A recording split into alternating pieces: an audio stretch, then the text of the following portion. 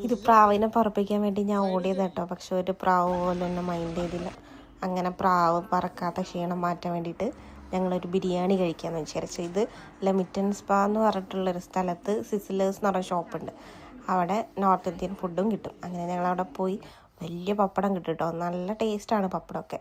പിന്നെ ഒരു chicken sizzlers പറഞ്ഞു. ഇതിന് വേറെ എന്തോ ഒരു പേരുണ്ട്. പക്ഷേ ഇത് വാങ്ങിച്ചു.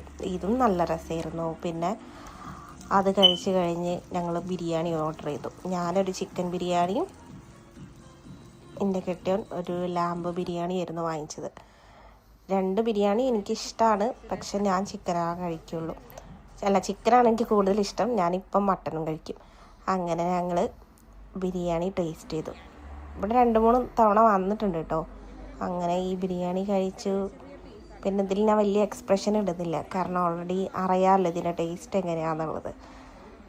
അങ്ങനെ ഇതൊക്കെ കഴിച്ച് വയറ് ഭയങ്കരമായിട്ട് ഫില്ലായിട്ടാണ് ഞങ്ങൾ വീട്ടിലേക്ക് പോയത്.